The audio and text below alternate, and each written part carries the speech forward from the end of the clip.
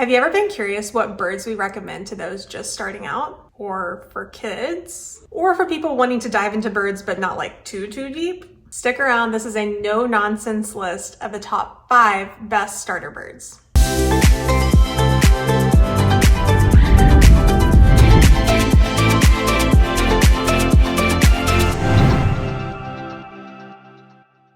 Okay, so I don't know too many people in any animal hobby that love the term starter pet. Because if we're honest, I think what most of us hear is, what's a sort of pet, in this case a bird, that I can get and eventually fall out of love with or ignore when I get my dream animal? That being said, I do think there are some birds that are better suited for beginners. Of course, this is a list based on my personal preferences and experiences. Your list might be a little bit different. Drop it down in the comments. I'm so curious to hear what you think the top 5 starter birds might be. It's also worth mentioning that this is not a care guide for any of these species. Be on the lookout for individual care guides about all sorts of different species on the channel. This is just a general overview of these 5 species that I think would make a great starter pet and reasons why they're awesome.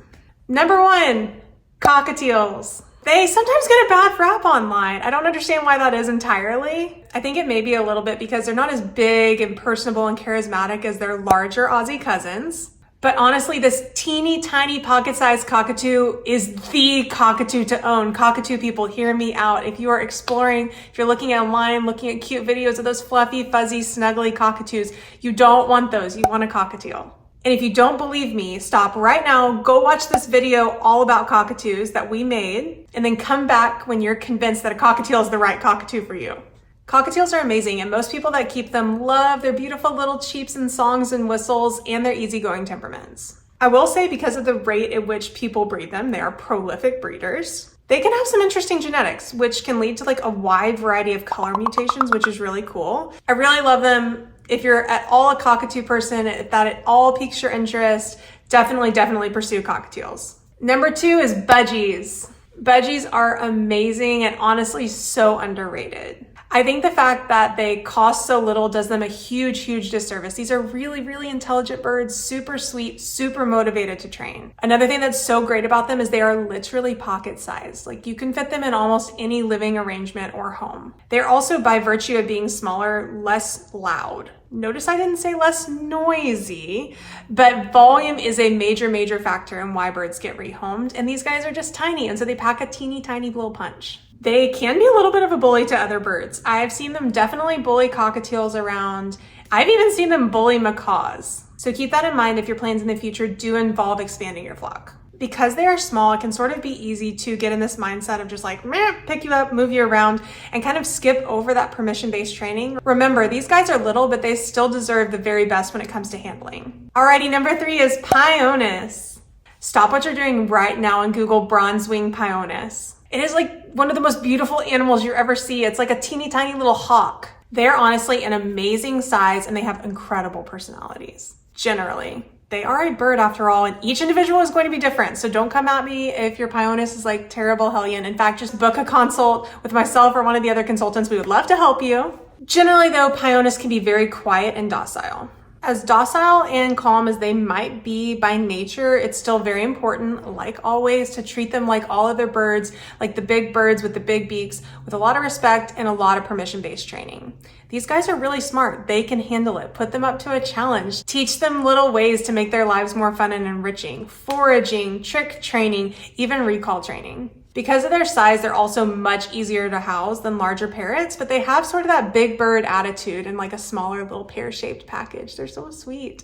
Number 4, doves.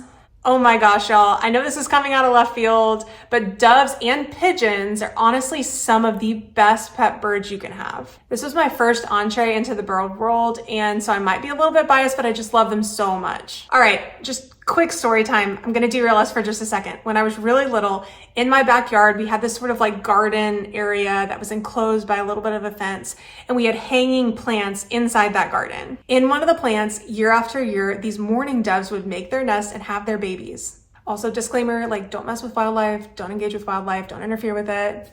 But I was young and dumb, and I would exist in this little garden space, and I would go in there and I would read my books to these birds, and I would garden around these birds, and they were literally so chill. It was amazing to me that a wild animal could become acclimated to humans in that way and be that calm.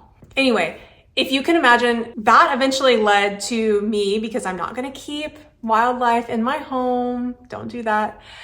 It eventually led to me getting my very own pet dove. Captive born and bred doves are some of the sweetest animals on the planet. They're surprisingly easy to house because you don't have to worry about all the like bird safe metals that you do with parrots. They're a little bit different to feed than pet parrots, but they still enjoy most of the same things. They're also totally capable of training and definitely less prone to becoming one-person birds. If you're someone who's worried about a bite from a parrot, because it will happen, especially being new and this being your starter bird for you, like you're likely to get bitten, being bitten by a dove is just not that serious at all. They're also so much quieter than parrots. They make a beautiful little cooing sound and not that sort of loud, obnoxious squawking that parrots do. Definitely go to an ethical breeder, someone who's handled their babies where they're captive born, captive bred babies that are well started and used to humans. But even some of the less tame birds will tame down over time, especially with permission-based handling. Lastly, rounding out our list, number 5, green cheek conures. These are the smallest conures and, in some people's opinions, the quietest conure, but saying the quietest conure is just kind of an oxymoron. They're really great for getting acclimated to the boundaries of a larger bird, if that is your plan. These birds are definitely the most advanced on our list. Because they're so small and available in so many retailers, they generally do end up in the hands of a lot of beginners. I definitely recommend doing your research before getting the bird and learn about permission-based training, target training, clicker training, things like that to get yourself really set up for success ahead of bringing this bird home, because this is one of those species that can sort of just get out of hand really quickly. They can be nippy too, which is like a definite drawback, especially if you have young kids involved in the equation. But because they tend to be the softest spoken, they're small, little compact packages that don't take an incredible amount of space to house, and they are relatively quiet. They are a pretty good starter bird option, but they're still a conure, so buckle up. Lastly, this is like a bonus 6th category, I guess, but it's something definitely worth mentioning when we talk about starter birds. Let's talk about rescuing a bird. I want to personally advocate for getting birds that need a home. Absolutely, 1,000% of the time. There are so many birds flooding sanctuaries throughout the country. It is very important that these birds find homes. A bird averages about 5 homes in its lifetime usually. They are the 3rd most popular pet, but the number 1 most rehomed for a reason. Birds are hard. They're loud. They're super messy. They're really incredibly difficult to house. They require super specific care. You can forget about your candles and your nonstick pans and all the perfumes you love so much. Like, your life changes so drastically with a bird, but it is deeply rewarding and really worth it.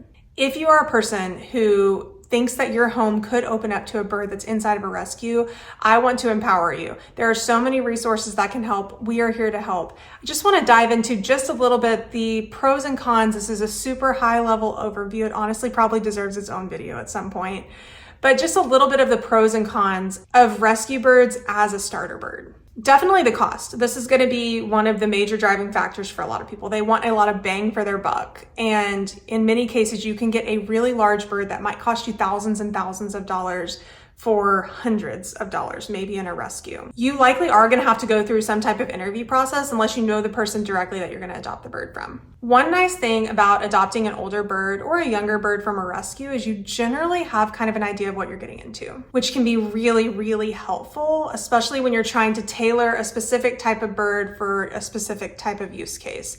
So if you live in an apartment, you're going to need a bird probably that's a little quieter. A reliable, ethical rescue or the person who's currently living with the bird might be able to give you some clues on the bird's personality sort of in general. Keep in mind, the personality of that bird might change over time, or you might experience a honeymoon phase. So like if the bird just entered a rescue and is within like the first 90 days there, likely the bird's going to be behaving very differently than it would being in your home for like a year. Usually we see this sort of like 30 to 90 day window where like everything's going really well, the bird's behaving really well, and then they sort of settle into their new flock, and those like natural instincts of like, I've got to integrate quickly into this flock for protection sort of turn off, and now they've turned on the instincts of like, I'm going to fit into the hierarchy of this flock. you start to see some challenging behaviors at that point. So definitely keep that in mind if you're exploring a rescue bird.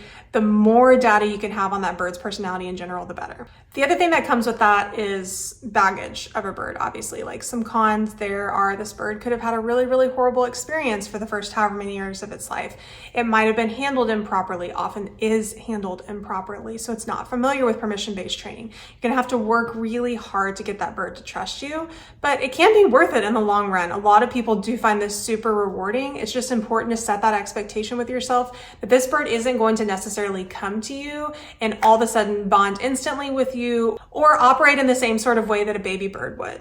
Overall, the best starter bird for you is going to be a bird that you enjoy keeping, that you can see yourself keeping for the long haul. I really am an advocate of getting the bird that you want, not the bird that you think you should have first. I also really want to make a plug for the breeders who are out there doing really amazing work with the species that they keep. Let's support them, guys. Like, this is not the time to go to your big box pet store and pick up a bird that looks sad and lonely. I really want you guys to think deeply as you're going into the decision and find the bird that is well started, something that's going to make your life more enriching, that you can enrich the life of the bird. We need to support people who are doing it the right way. It's also important to support those rescues, people who are taking in those birds that are really difficult. But if you are just starting out and you're watching this video because you're wanting to get your very first bird, or you're sort of new to birds and trying to figure out what the next step is, likely this is not going to be your call to action to go take on the most difficult case and the hardest rescue that you can find. The guilt can sometimes overwhelm people and cloud their judgment as to what's really going to be best in their life long term. I can't tell you how many times someone's taken on a bird out of guilt and then later had to rehome that bird because they just couldn't handle the pressure. Also, guys, we can help you make the best decisions for you. We love to chat with people about type of bird, species, your lifestyle, coming up with the right thing to fit the right person. Feel free to book a consult with one of our consultants. We love to chat about this kind of thing, especially ahead of time. Impulse buying is always a bad idea. You do it over and over, and we love you all for it. Usually you admit it, but if you can at all, book that consult ahead of time. Reach out to us ahead of time so we can help you make this decision that's going to make your life so much easier. If you're committed to being crazy like the rest of us and to have a bird as a pet, we'll welcome you with open arms into our flock and help you all along the way. Parrots are the third most popular pet in the entire world, yet the #1 most rehomed. If you're interested in learning how to help us in our mission of saving parrots one person at a time, consider joining us on Patreon, where you will get instant access to chatting with us live each and every month, asking us your unique questions, being part of the creation of our newest products and courses, and much more exclusive perks and content.